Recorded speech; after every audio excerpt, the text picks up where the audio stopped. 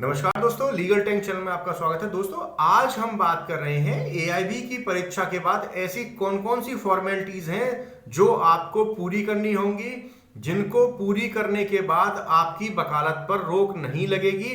अन्यथा की स्थिति में अगर आप इनको पूरी नहीं करते हैं तो आपकी वकालत पर रोक लग जाएगी, आप अपनी वकालत कंटिन्यूस नहीं कर सकते।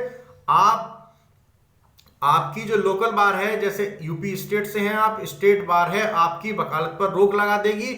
आप अपना वकालतनामा न्यायालय में नहीं लगा सकते। दोस्तों, आपको बता दूं, आपके द्वारा जो एआईबी की परीक्षा पास की गई है, आपके द्वारा जो एआईबी का एग्जामिनेशन दिया गया है, अगर आपके द्वारा एआईबी 17 का एग्जामिनेशन दिया गया है जिसका रिजल्ट अभी नहीं आया है, रिजल्ट अभी प्रस्तावित है, कुछ समय में रिजल्ट आ जाएगा। तो दोस्तों, रिजल्ट आने के बाद आपको कौन कौन सी फॉर्मेलिटीज पूरी करनी है जिससे आपका सीओपी सर्टिफिकेट ऑफ प्रैक्टिस प्रमाण पत्र जारी हो जाए।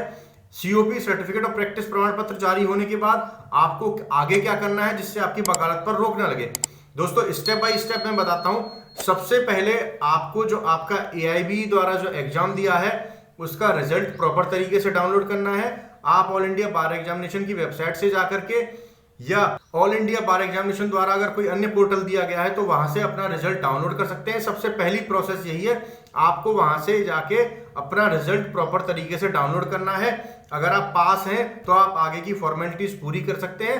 अन्यथा की स्थिति में अगर आपका रिजल्ट नेगेटिव आया है, अगर आप फेल हैं, तो उस स्थिति में आपको ऑल इंडिया बार एग्जामिनेशन दोबारा देना होगा, दोबारा पूरी फीस जमा करनी होगी, दोबारा तैयारी करनी होगी, दोबारा आप प्रॉपर जो ऑल इंडिया बार एग्जामिनेशन की प्रोसेस है, जो कि आपको 2 वर्ष के अंदर पास करना होता था, 2 वर्ष के अंदर पास करना है, वही प्रोसेस फॉलो करनी है। अगर आप पास हो गए हैं तो आपको वहां से सबसे पहले अपना रिजल्ट डाउनलोड करना है और एक डिक्लेरेशन फॉर्म जो बार का, अगर आप यूपी स्टेट से हैं तो आपकी यूपी स्टेट बार काउंसिल द्वारा एक डिक्लेरेशन फॉर्म उसकी वेबसाइट पे होगा। अन्यथा आप अपनी लोकल बार से, डिस्ट्रिक्ट बार है जहां पे आप प्रैक्टिस कर रहे हैं, वहां से एक डिक्लेरेशन फॉर्म ले सकते हैं। अन्यथा की स्थिति में आप अपनी स्टेट बार से एक डिक्लेरेशन फॉर्म मंगा सकते हैं। सबसे पहले आपको एक डिक्लेरेशन फॉर्म बनना होगा जिसके साथ आपका जो रजिस्ट्रेशन हुआ था, आपने जो फीस जमा करके, जो 15,000 या 16,000 जो स्टेट बार की फीस है रजिस्ट्रेशन की, वो फीस जमा करके जो आपको एक सर्टिफिकेट प्राप्त हुआ था जिसपे आपका रजिस्ट्रेशन नंबर लिखा हुआ था, वो रजिस्ट्रेशन की कॉपी लगानी है एवं अन्य डॉक्यूमेंट उसके साथ ऐड करने हैं। साथ में आपका जो ऑल इंडिया बार एग्जामिनेशन द्वारा जो आपका रिजल्ट पास में घोषित हुआ था वो रिजल्ट लगाना है। डिक्लेरेशन फॉर्म अच्छे तरीके से बनना है। पूरे तरीके से डिक्लेरेशन फॉर्म भरने के बाद आपको अपनी स्टेट बार काउंसिल में वो डिक्लेरेशन फॉर्म जमा करना है।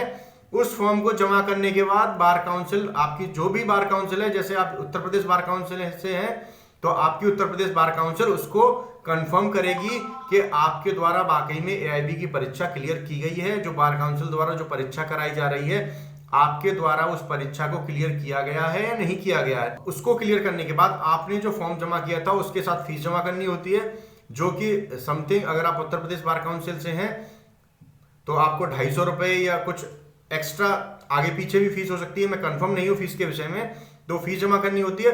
उसके बाद bar council of Uttar Pradesh आपको सर्टिफिकेट ऑफ प्रैक्टिस, एक सीओपी प्रमाण पत्र जारी करेगी, जो कि जो आपने रजिस्ट्रेशन कराया था उसी तरह का प्रमाण पत्र होगा। उसके साथ एक आईडी कार्ड भी जारी करेगी जिसपे आपका रजिस्ट्रेशन नंबर और सीओपी नंबर, ये दोनों नंबर ऐड होंगे। उस प्रमाण पत्र को लेने के बाद आपको वह प्रमाण पत्र अपनी डिस्ट्रिक्ट बार में जमा करना होगा जहां पे आप प्रैक्टिस कर रहे हैं। उनको पूरी सूचना देनी होगी कि मेरे द्वारा एआईबी सर्टिफिकेट पास कर लिया गया है, मेरे द्वारा स्टेट बार में डिक्लेरेशन फॉर्म जमा कर दिया गया है, मेरे द्वारा पूरी योग्यताएं जो पूरी करनी थी मेरे द्वारा पूरी कर ली गई हैं।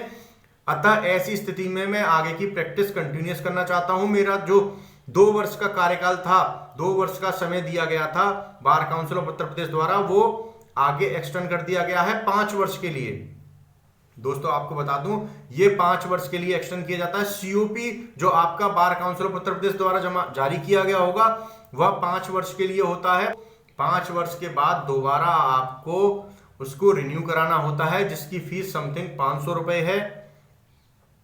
आपको वह फीस जमा करके अपना सीओपी प्रमाण पत्र दोबारा रिन्यू कराया जाएगा। ये सीओपी प्रमाण पत्र केवल 5 वर्ष के लिए वैलिड होता है। जैसे आपका रजिस्ट्रेशन नंबर 2 वर्ष के लिए वैलिड था, 2 वर्ष के अंदर आपको एआईबी की परीक्षा पास करनी थी, अन्यथा की स्थिति में आपकी वकालत पर रोक लगा दी जाती। ऐसी स्थिति में ही आपका जो सीओपी जारी किया गया है वह 5 वर्ष के लिए है। 5 वर्ष के बाद आपको वो सीओपी रिन्यू कराना होगा। अन्यथा की स्थिति में अगर आप रिन्यू नहीं कराते हैं तो आपकी वकालत पर रोक लगा दी जाएगी। ये सभी फॉर्मेलिटीज आपको पूरी करनी होंगी। अगर आप एआईबी की परीक्षा पास करने के बाद इस तरह की कोई फॉर्मेलिटीज पूरी नहीं करते हैं, आप सोचते हैं कि मैंने तो एआईबी की परीक्षा पास कर ली, अब मुझे कोई समस्या नहीं है, अब मैं आगे प्रैक्टिस कंटिन्यूस कर सकता हूं, कोई प्रॉब्लम नहीं है, तो दोस्तों आपको बता दूं आपकी प्रैक्टिस पर रोक लगा दी जाएगी।